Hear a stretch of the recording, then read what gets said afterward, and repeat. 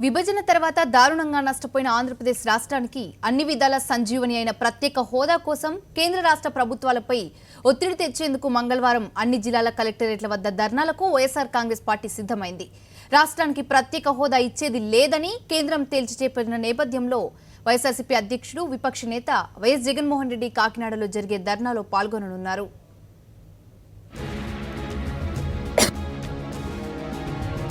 ప్రత్యేక హోదా కోసం 10 కలెక్టరేట్ల వద్ద ధర్నాలు. వైఎస్ఆర్ కాంగ్రెస్ పార్టీ పిలుపు. కాకినాడ ధర్నాలో పాల్గొననున్న విపక్ష నేత వైఎస్ జగన్. కేంద్ర రాష్ట్ర ప్రభుత్వాలపై మరింత ఒత్తిడే లక్ష్యం. ప్రజా ఉద్యమంగా ప్రత్యేక హోదా ఆందోళన. చంద్రబాబు నోరెందుకు మెదపడం లేదంటున్న వైఎస్ఆర్సీపీ.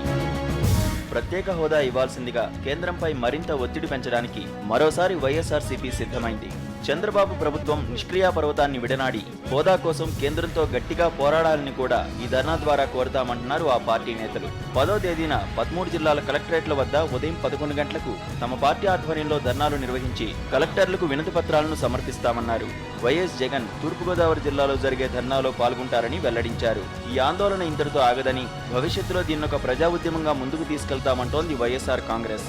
5 కోట్ల ఏపీ ప్రజల ప్రయోజనాలు ఇమిడి ఉన్న అంశం కనుక ఈ ధర్నాలకు ప్రజలు పూర్తి మద్దతు తెలియజేయాలని ఆ పార్టీ నేతలు విజ్ఞప్తి చేశారు. రేపు 10వ తేదీ నాడు ప్రభుత్వం మీద ఒత్తిడి తీసుకురావడానికి కేంద్ర రాష్ట్ర ప్రభుత్వాలు ఏదైతే ఎన్నికల ముందు వారి ఎన్నికల ప్రణాళికల్లో కూడా పెట్టి ఈ రాష్ట్రానికి ప్రత్యేక హోదాలు ఇస్తామని చెప్పని 5 సంవత్సరాలు కాదు 10 సంవత్సరాలు ఏ విధంగా చెప్పారో ఈ ప్రభుత్వం తాలూకా కుటిల రాజకీయ ఆలోచనని తిప్పుకొట్టండి.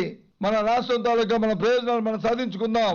తొలి నుంచి ప్రత్యేక హోదా కోసం గట్టిగా అడగాలని, పోరాడాలని వైఎస్ఆర్సీపీ చెబుతూ ఉంటే చంద్రబాబు తాత్సారం చేస్తూ వస్తున్నారని ఆ పార్టీ నేతలు విమర్శించారు. కేంద్రం వైఖరి వెల్లడైన తర్వాత కూడా చంద్రబాబు ఎందుకు నోరు మెదపడం లేదు, అసలు టీడీపీ ప్రభుత్వ వైఖరి ఏమిటి అని ప్రశ్నించారు.